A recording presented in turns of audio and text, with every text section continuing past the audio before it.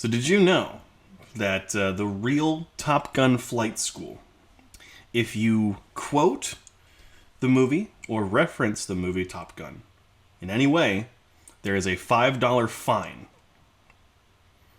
That sounds about right. I just want to know how much money they've gotten after just like plays of Danger Zone, because that's literally the only reason I would join the Air Force or the Navy to fly planes. I would just blast Danger Zone the entire That's time. why. Forget serving our country. Forget every other Oh, aspect. forget the country. Yeah, no, my call sign would be logins and everything. Boy, do I have a fun fact for you, Garrett. You can Oh. just play that song without joining the Navy Oh, or the Air Force. I don't know about that. You can just play that on Spotify. I do every day. How do you think I wake up? Anyhow, thank you for joining back here on the Drive Back YouTube channel. We're here today with a review for Top Gun Maverick. I'm pretty sure, there's not too much to spoil with this movie, but there are some spoilers. I mean, just overall plot arc probably would be the spoiler. Pretty much, yeah. So we'll go ahead and drop a spoiler warning. This will be a spoiler review for Top Gun Maverick. But before we do get into spoilers, what are some overall thoughts before we do? Me first. Sure. Overall thoughts. I think it's a very worthy successor to the first one. I think they both go hand in hand. They both do a lot of things really, really well. And I think Maverick is a great modernizing of the same story, and I think it holds up well. And the jet stunt work is absolutely incredible on camera. Absolutely. Yeah. Without getting into spoilers, this movie is 100% better than the original in every way. It almost reminds me of an MCU movie in a way, where the movie is good on its own, but having watched the original or a previous movie makes the emotional weight so much better and makes the story itself much better. So that's kind of the best way I can sum it up without getting into spoilers. But let's go ahead and drop the spoilers. We'll go ahead and we'll get right into them. So I have to say, I watched this movie in IMAX, and it was totally worth it. I don't know. Yeah, if I you saw got it on to. a pretty big screen. I think it was the biggest at the theater, but it was not IMAX, but it was pretty large. Yeah, we have Regal Theaters down where I live, and there's a theater type called 4DX, which is essentially, I think it's a regular, slightly larger screen, but the seats are on a motion, kind of simulator type thing. It's not like super crazy like Star Tours or anything like that. Yeah. Like, it just moves you slightly, but I kind of want to go rewatch the movie. Did see someone went and saw this in a similar theater, but it was overseas, and it like throws water on, like it has like full immersion, and not just like a little bit of water. Like you wear a raincoat into the theater. That's weird. And like it shows the seats, and someone was recording, and all the seats in the theater are like full, like literally launching people around. That feels so unsafe.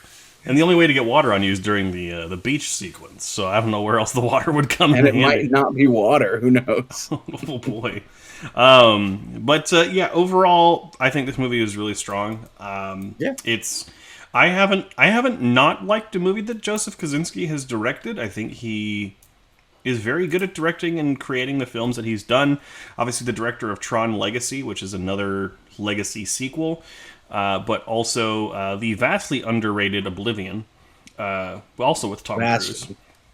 So definitely well worth the ride for that. But also, I want to point out, I think this is Tom Cruise's best performance I've seen in a very long time.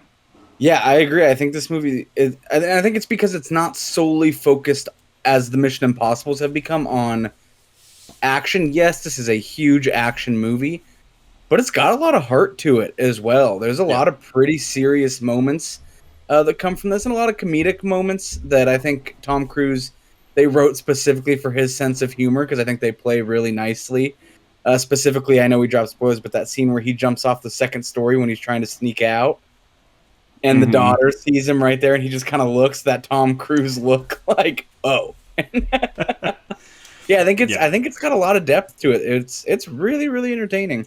In a really incredible moment, this is a spoiler, which we've already dropped a warning about. But when he goes to actually meet with Iceman, with Val Kilmer, his emotional sequence in his office really hit hard, especially after watching the original like within the last week, and kind of making sure that I'm really up to date. And man, that really hit.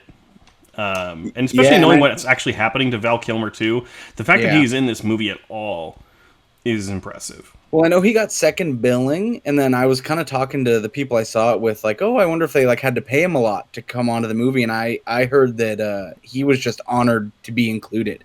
He just was thankful to be brought back and reprise potentially his last role, and he was just super, super grateful to Tom for even thinking of bringing him back. So he was super honored. And it was really cool to see him. I mean, and I loved the little almost Fast and Furious nod where they were like, do we want to decide who the better pilot is? But they kind of shy away from it in a kind of like bashful way of like, let's not ruin a good moment. And I think it's totally perfect that it's like, this is a perfect moment. Like, both people still alive, still in this movie. Let's not talk about the past kind of thing. It was really, really well done. Absolutely. Kind of, and speaking of like homages or references, I guess, there's some pretty awesome Star Wars and Star Trek references in this movie.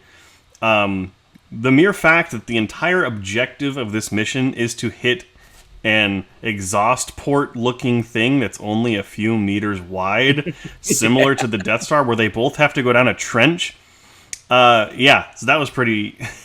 It was cool too to see that same concept, but done today. Like what that mission would look like doing it today, right now. Oh, absolutely. And then also just the there's a Star Trek reference in the beginning of the film. I haven't seen it on IMDb as a trivia yet, so I'm actually probably going to have to create an account and put it on there. But there is a Star Trek reference in the beginning of the film when the first time you see Tom Cruise. And he's in his hangar, and he makes his food or whatever, like his breakfast or whatever he's eating, and he goes to sit down at the chair, and instead of just sitting down like any normal human being, he swings his leg over the back of it and sits down just like Riker in the Next Generation series, which is called the Riker maneuver, when you swing your leg over the back of the chair and sit down on it. Huh. I feel like I've sat in chairs like that and not referenced Star Wars. Not every single chair you use, I can guarantee that. That's true. But it just stuck out to me like a sore thumb. I don't know if it was intentional or not, or if it was just Tom Cruise being a weirdo. But who knows? But I will say one of my favorite scenes actually comes at the beginning, which is flying the Blackbird 2.0 at Mach 10.4 or whatever, because my dad was in the Navy, and I was talking to him, that's who I saw it with, and he was telling me that the original Blackbird that got to Mach 3, the spill of the turning that at Mach 3 was half the country, is how wide that turn radius is at that speed.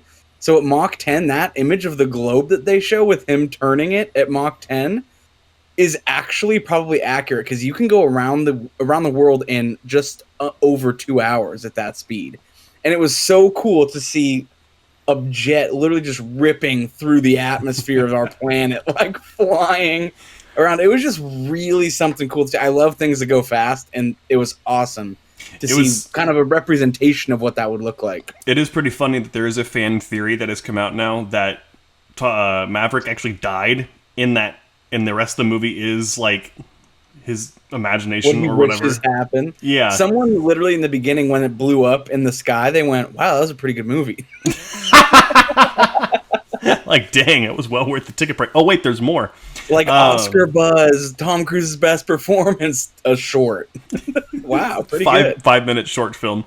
But I also love that they brought in all the Maverick like personality when they're like he's about to take off, even in that beginning scene. And he goes, like, oh, you don't have to do this. Like, this, you don't have to. And he goes, like, do you know what happens if I don't? Because he's still that person that has the betterment of everybody at heart, but he also has that need to fly. And it's like a perfect combination of what makes him the best pilot ever. Yeah, exactly. Totally believable as the best pilot as well. Like, just fits that to a T. And I would also say a lot of the younger cast does a good job of really, showing the confidence of which some of these pilots would have, but also like the flaws, right? They all exhibit their flaws very well. But I do have to level a critique. And it's one that affects my enjoyment of the film. quick pause because I can hear myself, or I could for a second. Oh, all of a sudden, huh? Hello. Not anymore. Hello, hello, hello, hello. Okay. So 3, 2, 1. And that critique is, and I was actually talking with, I can hear myself again. Whoa, okay, hold on. That's weird. Try now. Hello? And so my other critique, hello. It was a very high, there it goes, I can hear it. It's like certain frequencies.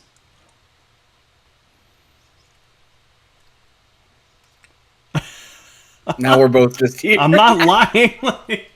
No, I believe, but try it again. I keep lowering the volume. Hello, this is Garrett. I have my one critique with the Nope, I can't hear it there. We'll try again. All right, 3, 2, 1. So the one critique that I had, and this was a critique that two people I know who also saw the movie had, and I want to get your opinion on this. They do not adequately explain why they can't use 5th generation jets.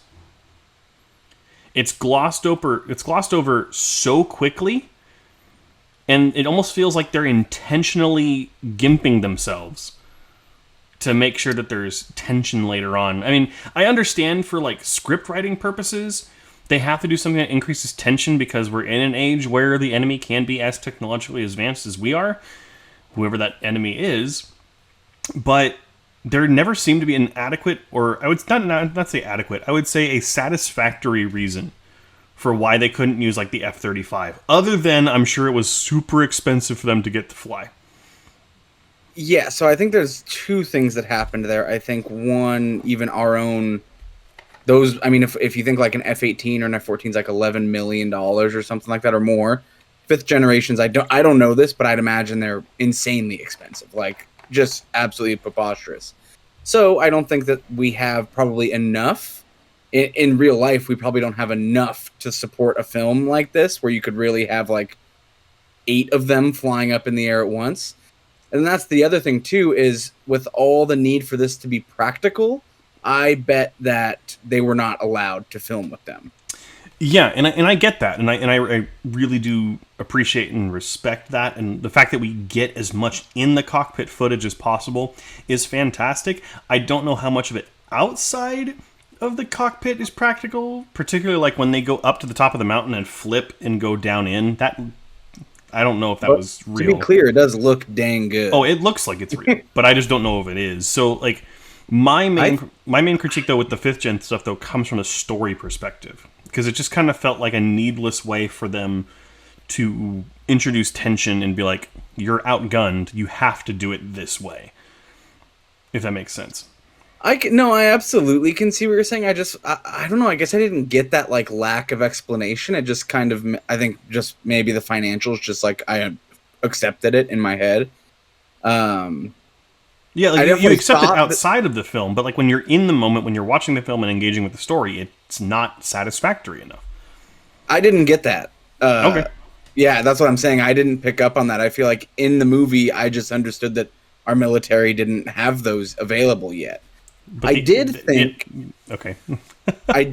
I guess I just wasn't watching thinking about. Like, I guess I just wasn't thinking about that. But I did think that towards the end of the movie that they would be gifted 5th generation fighters for the actual mission.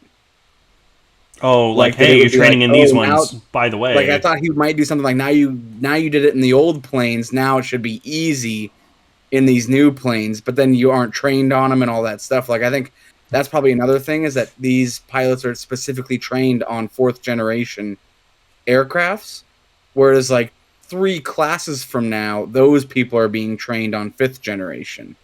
Like I don't think it's just a flip of a switch. I think like it probably takes a lot to update yourself on a new plane.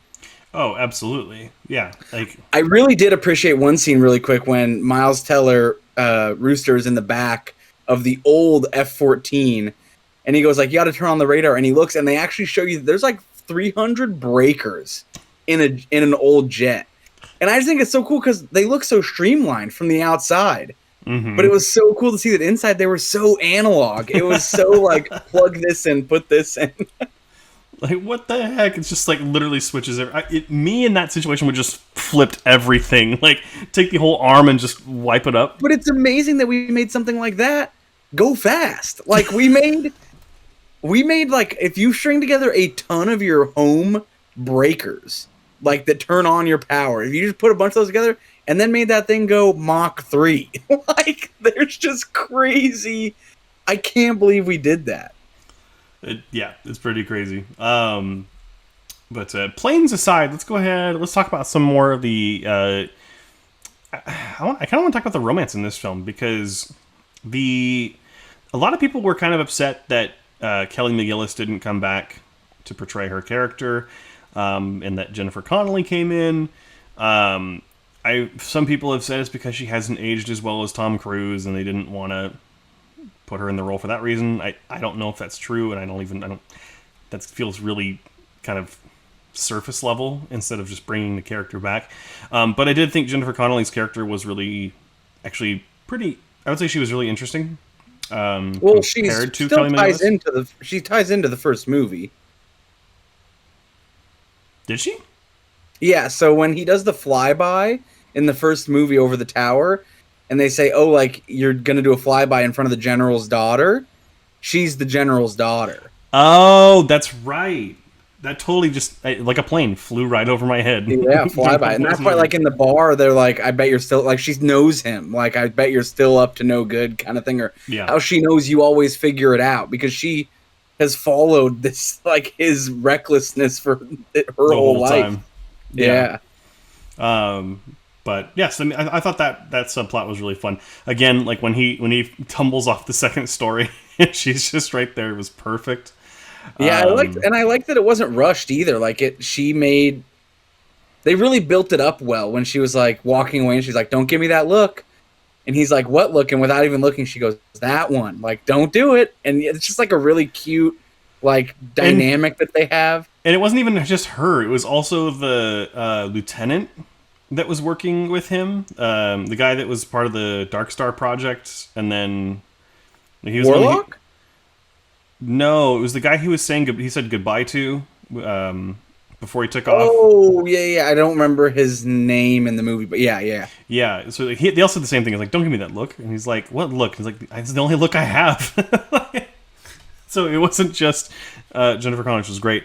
Like we said earlier, though, I think the young cast all did a good job. Miles Teller was incredible as Goose's son. Like, looks just like him. Embodied the personality to a T. It was crazy. Perfectly. And actually, this was brought up by someone I was talking to earlier. So the dynamic between Hangman and Rooster was just like Iceman and Maverick. Kind of the rival, and then they shake on it at the end. But what was really interesting this person brought up is that while Rooster is pretty much the embodiment of his dad as well as Maverick, because he flies alone, Hangman was also a mixture of Iceman and Maverick. Because Hangman went off on his own, left his wingman, and did all the things that Maverick did, but had the kind of swagger and attitude that Iceman did. So it was just kind of interesting that they kind of mixed the dynamics as well. I do want to say that Hangman absolutely had the best helmet call sign out of everybody, though. The mixing letters. Yeah, it was so good. It wasn't as big of a character, but I loved Fanboys because it was literally just the Star Trek font. Yeah, that one was really cool. But let's not gloss over the best call sign of the entire movie. Ooh, I think we're Bob. See, I was about to say that was my least favorite one. Oh. I think that was a little. It was funny, but I think it was a little. Actually, you know what? Think about it. I think they did it just enough. Had they talked about it any more, it would have been too much of like a new age, like, we're so funny thing. Yeah. But it was just enough. They threw it up there, and then. But I will say, seeing it on the helmet when he's like when they're flying through the air and it just says Bob. Yeah, it was pretty good. Now, was it that because he hadn't earned a call sign yet, or was it just because his call sign was Bob? I think it was because he was just supposed to be one of those, like, by the books guys. Like, there's no point in messing around. Like, my call sign is no me. point in giving him a name. Yeah. Yeah, like, I'm not gonna. It's not fun. It's just a job. Yeah, exactly. So, but anything else you want to talk about with the film? I think I could talk its praises all day. I have one joke criticism, but Okay. so after watching the first movie, and don't take what I'm saying here literally or seriously at all. After watching the first movie and then watching this one, I went and saw this with our friend of the show, Kevin. And as soon as the movie was over, started rolling the credits. Lady Gaga starts belting her lungs out. I just lean over and I'm like, I gotta say. And he's like, what? And I'm like, this movie was not gay enough. The first one is super homoerotic. And this one I was like, wasn't there enough. The football scene, nice touch, but it wasn't quite the volleyball scene. That is so funny because I do not get homoerotic vibes from the first one. I get that like the volleyball It's like scene consistently rated one of the most homoerotic like straight films ever made. I think a lot of people say that about the volleyball scene, but I definitely didn't get that from. Maybe And I like gotta go back. all the topless scenes they have in the locker room where they're like sucking in their gut and flexing their chest muscles, they're always wet. Like there's like Hangman and Rooster in this movie were always sweating, but no one else was. It was really weird. Like, do you notice that? I guess Like when he they're walks into the dripping. bar. Yeah. Like, there's one shot in this movie where literally Hangman's there. He's like dripping sweaty, right? And so is Rooster. And then it pans over to Phoenix, who is another great character. I loved her in the movie. And she's just like completely normal.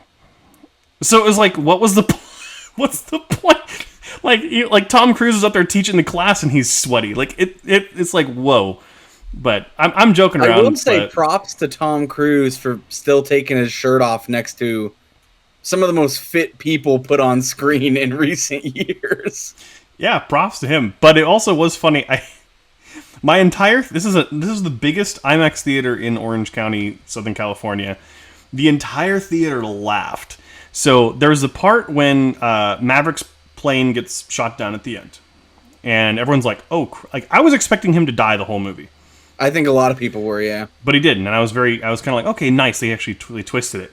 But it's the part when he goes down, and then he sees Rooster go down, and he starts booking it, and everyone in the theater's laughing. And I hear one guy goes, "He always runs."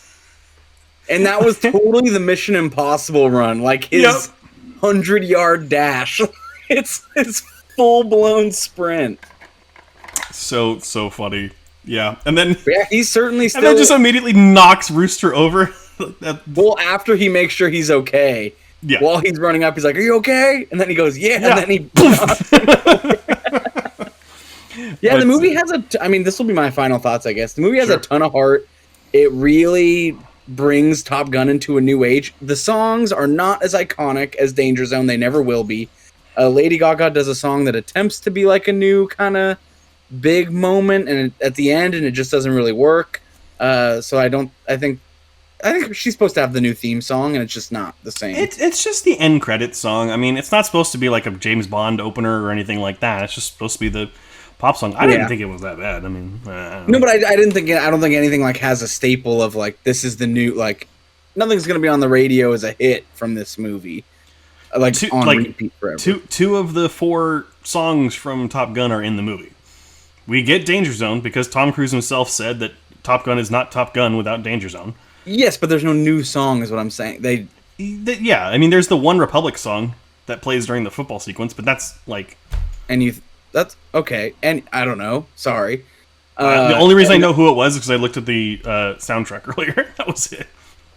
But that's how I feel about that. And then I think the acting was all really good, and the story is really great, and definitely a good revamp of the series. And if they end it here, I think it's going to be a great back-to-back box set. I would be interested if they made another one, but I think it'd be cool if they ended it here. And with that, what's your score? I give this movie an 87. Oh, very nice. So for my final thoughts, I thought that Top Gun Maverick was a long time coming that we get a legacy sequel that's as good as this one is, and I do think this one is better. I said it's an absolute thrill ride featuring a career best performance from Tom Cruise that's as emotional as it is groundbreaking. It not only surpasses the original, but paves the way forward for incredible long-coming sequels. With that, I did give it an 85. I did think it was very strong. There is my major critique of not being able to use current 5th generation fighters. It is what it is. But it's honestly one of the best theater experiences I've had in a long time. This is the most full theater I've been to probably since No Time to Die had a pretty packed theater as well. But this was the most full. This was a giant IMAX theater full of people cheering, and as soon as Danger Zone came on, that entire audience just went electric, and it was magical. So, absolutely, highly recommend you go see it in theaters. So, but that's going to bring us to an end for this review. Adrian, where can people find our content? Right here on YouTube, where this is, where you're watching us. Go ahead and subscribe and hit the like button. Make sure to follow and hit the little bell, because we do post every Monday, but episodes like this come out infrequently, or more frequently nowadays, but exclusively here on YouTube. And then if you do want to listen to our podcast, you can go ahead and follow us anywhere on any podcasting app at the Drive Back Podcast. And then on Instagram, where I'm working on some new content, and we'll be revamping that pretty soon too. But that's, guess it, the Drive Back Podcast as well. Absolutely correct. We got a lot of content we're doing here on YouTube, a lot of things we want to do, so be on the lookout for that. We got a lot of audio commentaries coming up, which should be a lot of fun. And as usual, the podcast every Monday. So thank you so much for watching. We'll see you next time here on the Drive Back YouTube channel. We love you so much.